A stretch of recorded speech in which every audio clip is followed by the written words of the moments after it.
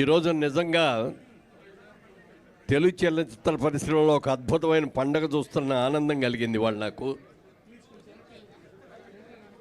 నటీనటులు, నిర్మాతలు, దర్శకులు అందరూ కూడా రావటం, ఈ కార్యక్రమం ఇంత అద్భుతంగా జరగటం అనేది చాలా చాలా సంతోషంగా ఉంది. ముఖ్యంగా ప్రతాప్ రెడ్డి గారు అనే ఒక బాగా చదువుకున్న వ్యక్తి, ఎంఏ, ఎల్ఎల్బి చేసిన వ్యక్తి. అలాంటి వ్యక్తి రాజకీయ రంగంలో ఉండటమే కాకుండా మంచి సినిమాలు తీయాలి, మన తెలుగు సంస్కృతిని, సాంప్రదాయాలని, మన వేదాలని కూడా గురించి చెప్పాలి అనే ఒక మంచి ఉద్దేశంతో మరి కృష్ణారెడ్డి గారు, ఎస్వి కృష్ణారెడ్డి గారిని, అచ్చిరెడ్డి గారిని వారితో కలిసి ఈ చిత్రాన్ని నిర్మించడం అనేది గొప్ప అభినందనీయం. ఒక మంచి చిత్రాన్ని నిర్మించే అవకాశం మీకు వచ్చింది సార్. ఇది ఎందుకంటే తెలుగు చలనచిత్ర పరిశ్రమ మిమ్మల్ని అందరినీ కూడా, మిమ్మల్ని ముఖ్యంగా హృదయపూర్వకంగా ఆహ్వానిస్తోంది. మరి తప్పకుండా రాబోయే రోజుల్లో మీరు ఇంకా మరిన్ని మంచి సినిమాలు తీయాలని, ఉత్తమ నిర్మాతగా కూడా మీరు పేరు పొందాలని మనస్ఫూర్తిగా కోరుకుంటున్నాను.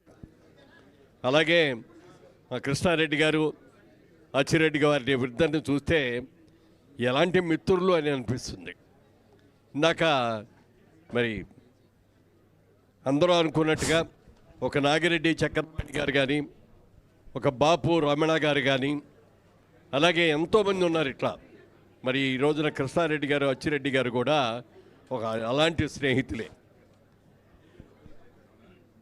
కృష్ణారెడ్డి గారు మనకు డైరెక్ట్గా తెలవడానికి ముందే ఆయన ఓ సినిమాలో పగడాల పడవ అని ఒక సినిమాలో ఆయన హీరో నటించారు.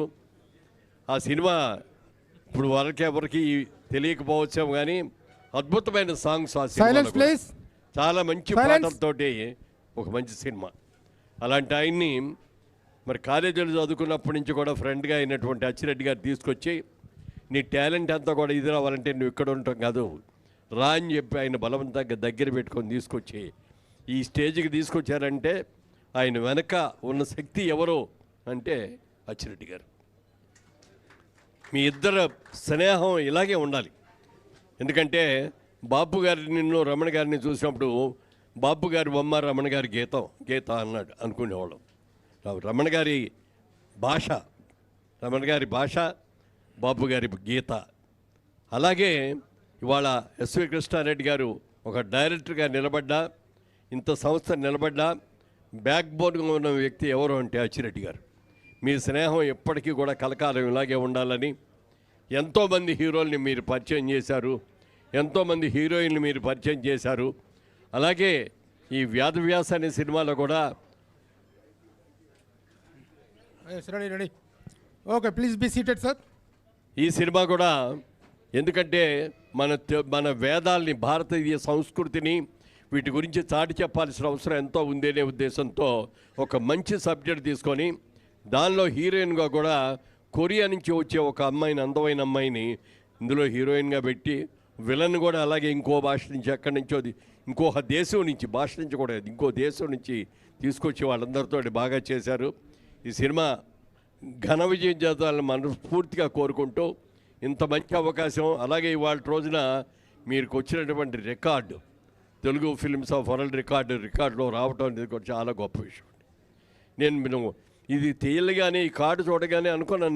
నేనున్న ప్రభు కూడా డిస్కస్ చేసుకున్నాం, ఇంకా ఎవరైనా ఉన్నారా దర్శకుడు, సంగీత దర్శకుడు అంటే ఇన్ని సినిమాలు తీసిన వాళ్ళు ఎవరు లేరండి. ఏ భాషలో లేరు, ఏ దేశంలో లేరు. ఇట్స్ ఏ వరల్డ్ రికార్డ్, అద్భుతమైన వరల్డ్ రికార్డ్. ఎందుకంటే ఆయన తీసిన సినిమాల పాటలన్నీ చూస్తే మనకు అర్థమవుతుంది. జనరల్గా దర్శకుడు, మ్యూజిక్ డైరెక్టర్ ఒక్కలే అయితే పాటలు గ్యారెంటీగా హిట్ అవుతాయి. ఎందుకు హిట్ అవుతాయి అంటే అది సన్నివేశాన్ని చెప్పగలిగింది, ఆ సన్నివేశంలో పాట ఎలాంటి పాట కావాలి, ఏ ట్యూన్తో ఉంటే బాగుంటుంది అనే సంగతి దర్శకుడు తెలిసినట్టుగా ఇంకెవరికి తెలియదు. ఆయనే దర్శకుడు, ఆయనే సంగీత దర్శకుడు కూడా. కాబట్టే ఇన్ని సినిమాలు, 38 సినిమాలు ఒక దర్శకుడు, సంగీత దర్శకుడిగా తీయటం అంటే ఇట్స్ ఏ రికార్డ్, అద్భుతం. తప్పకుండా సార్ రాబోయే రోజుల్లో ఇందాక ప్రతాప్ రెడ్డి గారు కూడా దీవించారు మిమ్మల్ని. 100 సంవత్సరాలు ఉండి 100 చిత్రాలు కూడా అద్భుతమైన చిత్రాలు తీసుకొని మీ స్నేహం కలకాలం కూడా ఇలాగే ఉండాలని మనస్ఫూర్తిగా కోరుకుంటూ సెలవు తీసుకోండి. థ్యాంక్ యూ అండి. థ్యాంక్ యూ మురళీమోహన్ గారు వారు బయలుదేరుతున్నారు. Thank you sir. Thank you for